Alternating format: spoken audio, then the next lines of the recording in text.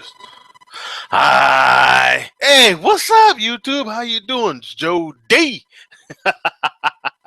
Hey, man, we're gonna do an open box and review of a new beer that was sent to me um, from the folks at Indio Beer. It's a Mexican beer, a Mexican dark beer, apparently, and it's available most places, as far as I can tell. It seems like it's a new. Um, it seems new to me. I've never seen it, and there's a lot of Mexican beer sold in my market. But the information that was emailed to me from the marketing department was it was launched in Monterrey, Mexico, in 1893. Um, This beer has been widely embraced by customers across borders. Blah, blah, blah. It goes on and on and on. 2013 marked a very special year for Indio as it celebrated its 120th anniversary. So this beer is a iconic Mexican beer, is what they call it. You go to their website, and their website is indiobeer.com, INDIO beer, BEER.com. A little confusing. Of course, you have to enter your date of birth and go through that whole thing, which always drives me nuts. I'll never, I guess I just never will understand that. I guess some people feel like they have to do that. Other breweries don't, because it's kind of ridiculous. But it is really hard to find the actual beer. They've got all this other stuff they're trying to do. They're trying to be a hip kind of cool thing with their website. They're trying to get you to do whatever you kind of want with their beer. And so there's a lot of different stuff on here other than like just getting to the beer. Like if you just want to find out about the actual beer, you have to dig in a couple layers, which I think is not really good. If you are a brewery, and it should be immediately out there, one of your first tabs should be to your beer, not buried 2 layers in, but you have to go to Meet Indio, and then in there, in that menu is Indio beer, and then you click that, and then you'll find it. So, and there's not much information about the beer on their website. I feel like they could do a much better job with that. If you're trying to be a consumer type of, hey, here we are, we're a good Mexican beer type brewery, then put the information out there for people. You know what I'm saying? When I look on BA, Beer Advocate, that is, there's not many reviews. The bros on BA haven't even had this beer, or they haven't reviewed it. There's 216 reviews at the time of this review, and it gets a 76. It is classified as a Marzen beer or Oktoberfest beer, which tells you that it's a dark beer available year-round. 4.5% ABV. We will see what is in the box here as I open it. Okay, so I'm going to open this. Let's see here. I've got a basic knife here. All right. I have to take this UPS label off here. So something a little different. I'm doing an open, so I have no idea of it, as you can see what's in this box. Just like you'll see what's in here as I do, and then it's been in the fridge, and now it's been coming to temperature. So, oh, cool! They wrapped each individual one separately here. So apparently, I've had it in my fridge on its side. So we got 2 samples in here. The rest is just an empty box. So I'll carefully place one of them back in there. So just so you know, it was in there laying on its side this whole time in the box, because I had the box standing straight up. you know, the way it was presented to me. So just so you know, at the time of the review, that's the way I kept it in the open box. Okay. So they did contact me and wanted to get this review out there, see my thoughts on it, and so I really appreciate that. Very cool looking labeling. Okay. Um, it's of course in Spanish. Let's see here. On the back here, it says a darker color lager brewed with caramel malts that give Indio a rich taste, which balances its natural bitterness. Okay, so a Martin should have. It should be dark in color. A Martin should have, or Oktoberfest beer should be just slightly a little hoppiness to them. Depends, you know. A lot of the traditional styles are just kind of going way out there. Hey, Skyler, what's up, man? How's it going, Joe? I'm just doing a review of this Indio beer, so it's pretty much all about this beer. I don't know if you've had it or seen it. I've seen it before. I haven't had it. So they sent this to me. I'm going to crack it open. I'm going to check out the smoke on this one, of course. Oh, already a disappointment, man. No smoke out of this damn thing. Okay, here we go. We go with the pour. And like I said, this beer should be pretty close to temperature because I did leave it out for quite a while. So, not my best pour ever, so I'm not faulting the beer for that at all. But yeah, it kind of smells like a traditional Marzen beer, like an Oktoberfest beer, like you would expect. A slight mild hoppiness to it, and a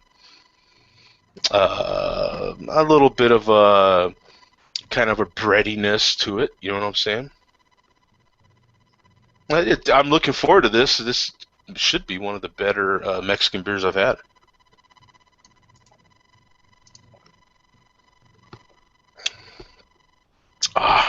Not bad. 4.5% ABV. Um, hmm. I mean, it's a good, solid session beer right here. I wouldn't. Hmm. Hmm. Trying to compare it to something. You know, I would compare it, Skylar, to a Shiner. Really? Yeah, I would say it's like in that kind of category, kind of that everyday, nothing too special, but a definite thumb up. I'd give it a thumb up. I would buy it again. It would be one of those I'd take to a friend's house that's not too into craft beer Mm-hmm. type thing, you know. I definitely might take it to someone like yourself that's never even had it before. It'd definitely be worth that kind of thing. Someone that knows their styles, perhaps. You know what I'm saying? I would buy it. I would buy it. You know what I'm saying? I would definitely buy it. You would say it's marketed as a Marzen or Oktoberfest beer? It's marketed as a dark beer. Um, Beer Advocate calls it an Oktoberfest Marzen beer. Okay. That's the way they classified it. Indio themselves and their email as well from their marketing department says pretty much that it's just dark beer. Hmm. But I would have to say, and I don't know how experienced you are with Mexican beers. I've had several. Yeah. Um, Most of them are pale lagers, you Right. know. So anything dark is going to be a slightly better to me anyway. Mm-hmm. I would say this is definitely one of the better ones. Definitely, definitely. You I know. know a lot of Mexican lagers end up having a very light body characteristic from the use of rice and corn.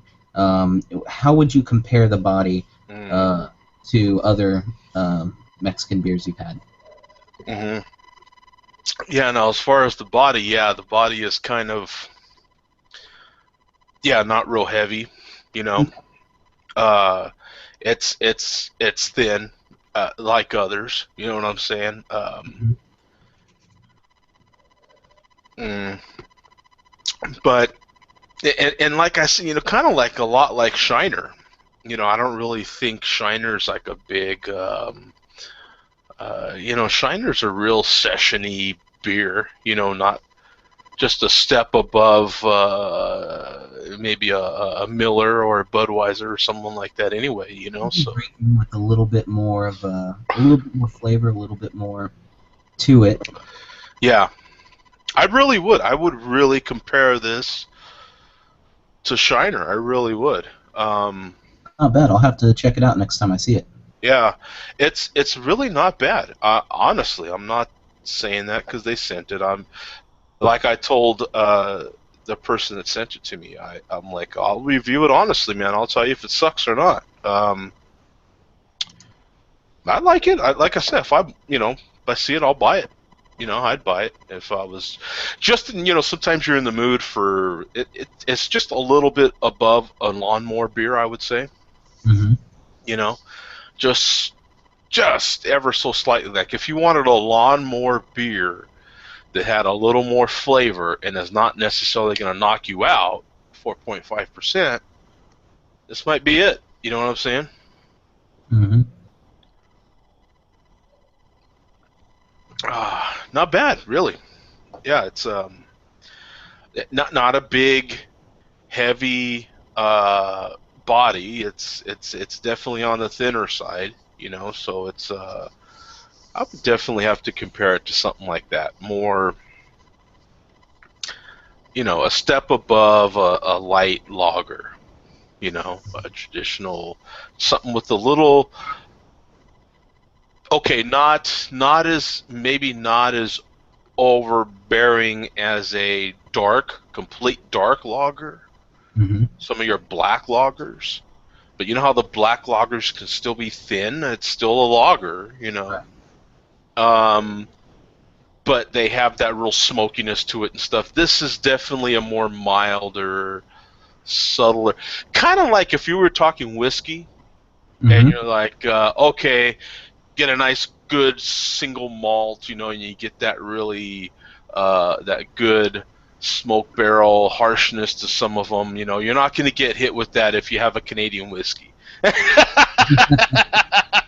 You know what I'm saying? If you have what do you call that? The Canadian oh doggone it, I'm forgetting Crown? my not Crown, but Canadian Mist, right? Is that it? Yeah, yeah. Yeah. Is that what it's called? I can't remember. Canada Dry, because it can't, not Canada Dry. Um, Uh, ah, but in any case, you know where I'm going with that, yeah. right? It's gonna be you're gonna get the hint of that whiskey, but it's still not gonna be overpowering, and this is definitely that. It's gonna be definitely lighter than a dark lager, or a black lager rather. So I, flavor-wise, where would you point the sweetness to? Does it have a bit of a malty sweetness to it, or is it yeah, mainly dry? Okay. yeah, it definitely is kind of dry, definitely. Um, but it still has that like breadiness to it. You know what I'm saying? Yeah. Okay. And that slight malt sweetness to it, just enough. Yeah, like I said, I'm really a fan of it. I give it a thumb up for sure. And a definite buy again. It's a definite. Uh, yeah, if you got to have one, you got to have six beer. You know what I'm saying? Because it's going to be that type of deal. Like if you buy it, you're buying it knowing that okay, that it's not a Boston lager for Christ's sake. You know what I'm saying? You're buying it because hey, man, it's I drink other Mexican beers. I'm trying to compare it to what it is. You know what I'm saying? Not not a Boston lager even. I'm trying to compare it to other Mexican beers, and of the ones that I've had, it's pretty darn good. It would definitely stand out in that class. You know what I'm saying? Mhm. Not bad at all. I'm gonna stop the broadcast. We can talk after if you want.